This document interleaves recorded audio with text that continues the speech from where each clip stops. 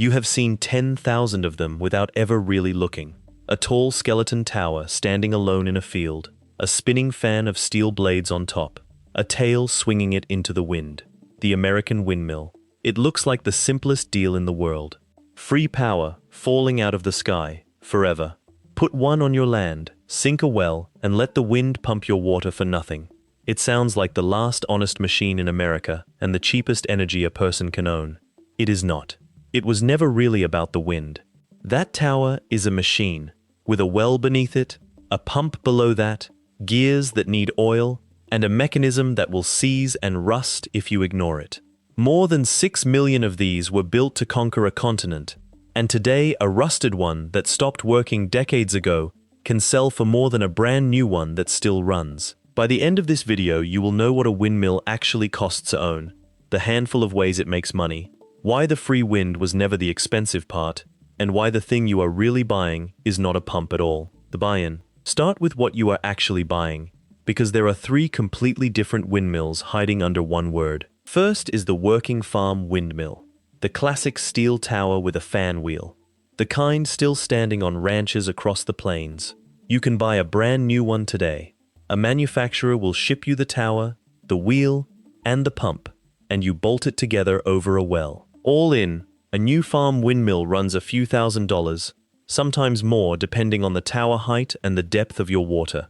That is cheap for a tower you can see from a mile away. Cheap to buy is where the story starts, not where it ends.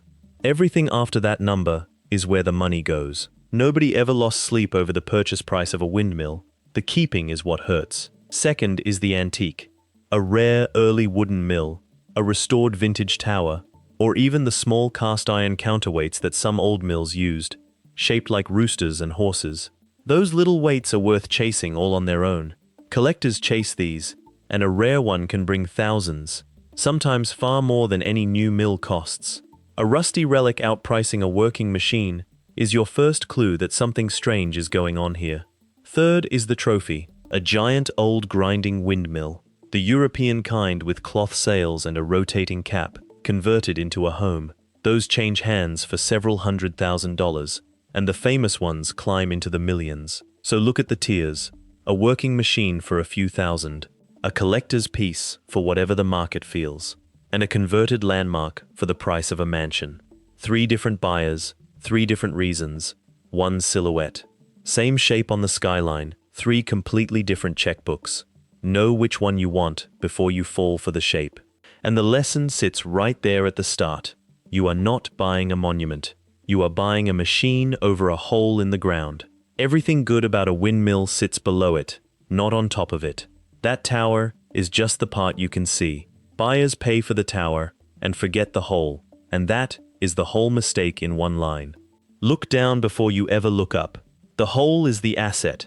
The tower is only the advertisement. What you inherit, take the deal, and a very specific set of obligations comes with it. First, you inherit the well. A windmill with no water beneath it is a lawn ornament. That value is not the tower.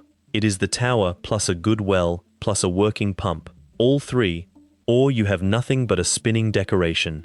Buyers forget the well and buy the postcard. Ask about the water before you ask about the view. A dry hole under a perfect tower is the most expensive nothing you can own. Water first, romance second, always. Second, you inherit the servicing. That self-governing mechanism, the thing that turns the wheel into the wind and folds it in a storm, has moving parts. The gearbox needs oil. The leathers in the pump wear out. Ignore a windmill for a few seasons, and it does not gently retire. It seizes, it rusts, and it dies standing up. Steel left alone in a field does not wait for you. Neglect is not free here. It just bills you later. Third, you inherit the height.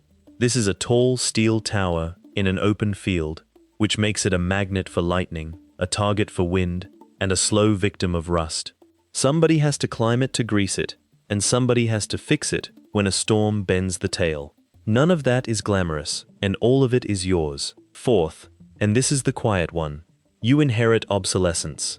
A small solar panel and an electric pump now do the exact same job, with no tower to climb and nothing to oil. So the moment you buy a working windmill, You are choosing to maintain a machine the market has already replaced.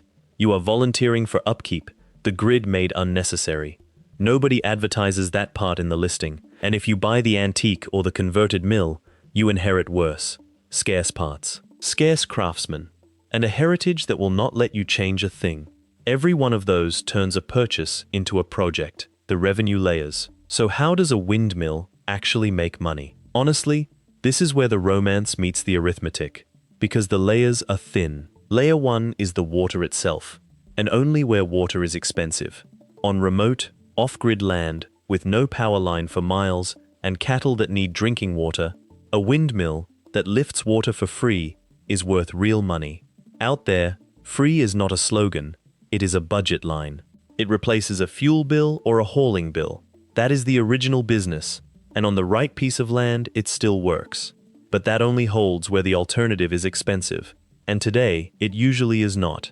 Cheap grid power quietly stole this machine's only real job. Layer 2 is the collector market. This is where the real money quietly lives.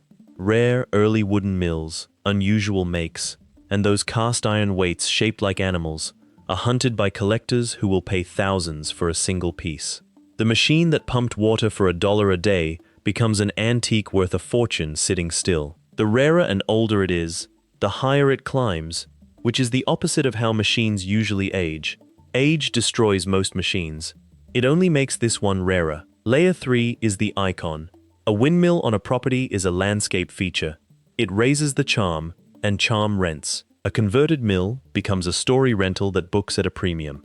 A working tower becomes a wedding backdrop, a photo set. A brand's idea of the honest American West. Charm, it turns out, is a line item you can rent. People pay to feel something, and a windmill makes them feel plenty.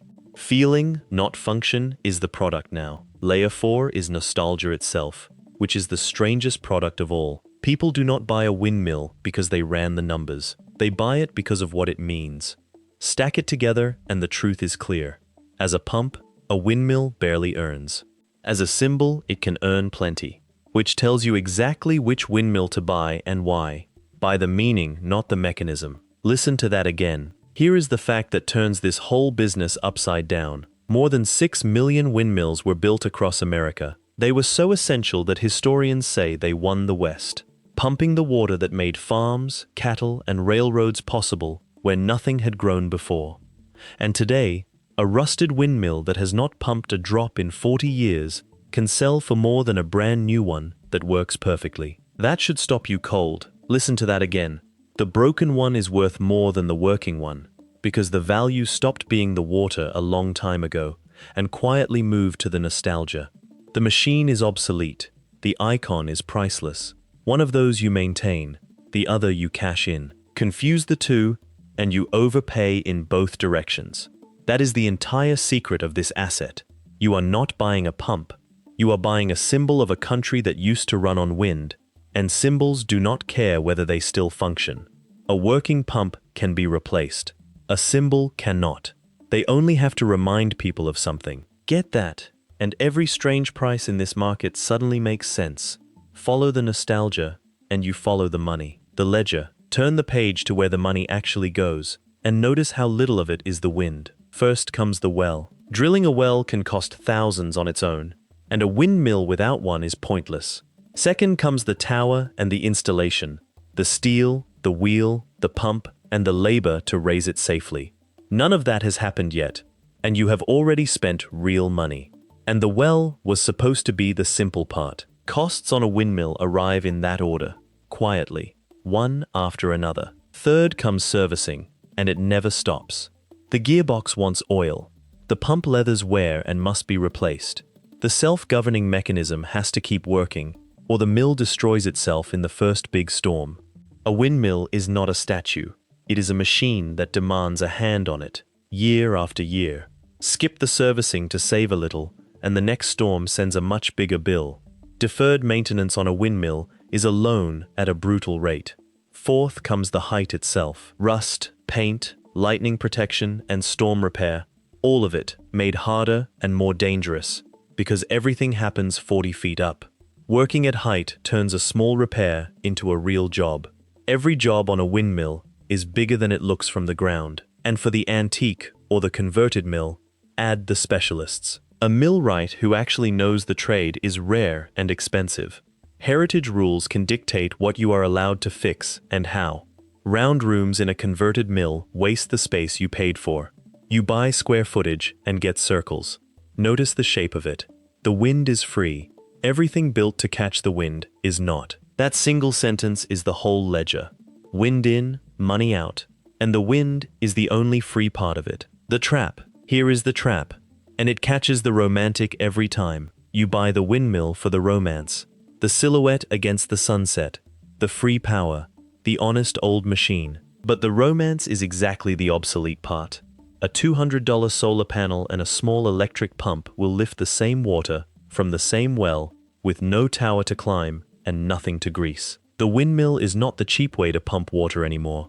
It is the expensive, beautiful, high-maintenance way. You are paying extra for the version that looks better and works harder to keep alive, and the charm never goes on sale. You cannot value engineer a silhouette. The very thing you fell for is the thing you can never trim from the budget. So the trap springs like this. A buyer falls in love with the look, installs a working mill, and slowly discovers he is paying, forever, to keep alive a machine the market retired decades ago, purely because it looks right on the land. The charm is the cost, and if he bought the antique or the converted mill, the trap is deeper. The mechanism he is legally required to preserve is worth nothing as a machine, and everything is heritage. It never stops needing a specialist. He did not buy a home with a windmill on it. He became the unpaid caretaker of an industrial relic. That is a noble thing to be. It is also an expensive one. Romance is a wonderful reason to buy and a terrible way to budget. The prettier the mill, the longer the receipt. The history digression. To understand why 6 million of these exist for you to buy, go back to 1854. The Great Plains had a water problem. The water sat 300 feet underground. There were no forests for fuel and no fast rivers to turn a wheel. And the European windmills with their cloth sails were too big, too expensive, and needed a person to furl them by hand in every storm. Settlements stalled at the edge of a dry ocean of grass. Water was everywhere, just out of reach, straight down. A country was about to be plumbed one well at a time. Then, a Connecticut machinist named Daniel Halliday, backed by a pump salesman named John Burnham, patented something new, a self-governing windmill. It turned automatically to face any wind direction, and it changed the pitch of its own blades to hold a steady speed and fold itself down in a gale, with no human hand on it at all. It would run for months untouched, and it would not tear itself apart in a storm. One machine had finally outthought the weather. For a dry frontier, that was everything. That one idea opened the West. Water could now be pulled from deep wells anywhere the wind blew, which was everywhere. Homesteaders, ranchers, and above all, the railroads, whose steam engines drank enormous amounts of water, planted these towers across the continent. Wherever the rails went, a windmill went first to water the engines. More than 700 companies sprang up to build them. That design worked so well that the classic air motor mill has barely changed since 1933. When a design stops changing for 90 years, it is either perfect or forgotten. And this one is a little of both. Either way, it outlived its own usefulness by a wide margin. The windmill did not just serve the frontier, it made the frontier possible. Almost nothing else on the plains could say that. Steel and wind did what rivers and forests could not. That is why the plains filled with towers, and why so many still lean there today. The death spiral. Now watch how the working windmill died, because it explains everything about what you are buying. What killed it was the power line. Rural electrification, and then cheap electric and diesel pumps, meant a farmer no longer needed a 40-foot tower and a fan wheel to lift water. He flipped a switch. Later, solar pumps made it even easier, cheaper, and quieter. Convenience beat character, the way it usually does. A flipped switch asks nothing of you.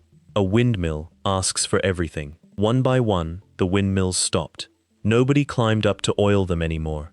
The mechanisms seized, the blades rusted, the tails fell off, and the towers were left to lean and collapse in the fields where they had once been the tallest thing for miles. A machine that had numbered in the millions dwindled toward a scattered few. The tallest thing for miles became the thing nobody climbed anymore. Rust does its work quietly, and it never asks permission. The working windmill was not defeated by a better windmill. It was quietly retired by a cheaper machine, and that is the coldest lesson in this whole asset. A windmill can cost more to keep running than the water it lifts is worth. That one sentence emptied a landscape. That is exactly why the country stopped running them. Buy one to actually pump water without doing that math, and you inherit the same verdict that emptied the plains of them. The market already voted on this machine, so respect the result. You will not out-argue a cheaper machine. The survivors? So who owns a windmill and actually comes out ahead? The winners all know one thing. They are not really in the water business. First, they buy new only where it really pays.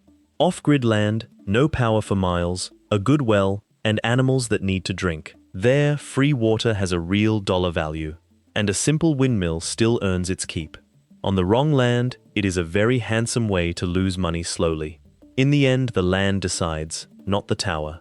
Good land forgives a windmill, bad land never does. Second, they play the collector market instead of the utility.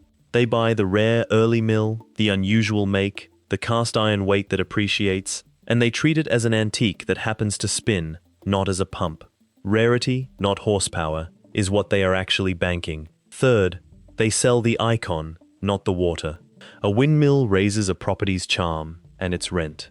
A converted mill becomes a premium story rental. A restored tower becomes a paid backdrop. The look does the earning. In every case, they sell what the windmill means, not what it does. Meaning has better margins than water ever did. Fourth, if they own an antique or a working mill, they keep a millwright close. They use heritage grants where they exist, and they never let the servicing lapse, because a seized mill is a very expensive resurrection. Prevention is a fraction of the price of a repair up there. And fifth, they price it honestly. They know they are buying nostalgia, not horsepower, and they never pay pump money for a cymbal, or cymbal money for a pump. So does owning a windmill actually work? It is a fair question, with an honest answer. It comes down to one question. Did you buy a pump, or did you buy a cymbal? Picture the good version. You put a cheap new mill on off-grid land where free water actually saves you money, or you bought a rare antique that quietly appreciates, or a converted mill that rents at a premium because there is nothing else like it. In every one of those, the windmill earns because you bought it for what it actually is. Fit the windmill to the land and the purpose, and it behaves. Ignore the fit, and the prettiest tower on the plains still loses money. Now the bad version. You paid a premium to keep an obsolete machine spinning purely for the look, feeding it oil, paint, and storm repair forever, while a small solar pump would have done the same job for a fraction. Beauty is not a business model on its own. A windmill has to earn its keep like anything else you own. Or you bought a derelict landmark mill for the romance, and the millwright's bill never ends. Same silhouette on the horizon. The difference is entirely whether you understood you were buying a cymbal and priced it like one. One buyer was charmed, the other did the math. Be the second buyer, the thesis close. So look again at what you were really buying. Not free power from the sky.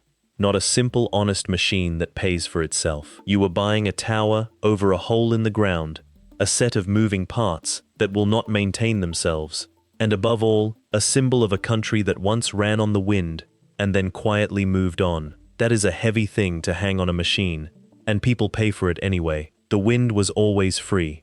It always will be. The machine built to catch it was never the free part, and it never stopped needing a hand. A windmill was built to run without anyone watching. Own one, and you learn it always needed someone, somewhere, paying attention and paying the bill. Now that someone is you.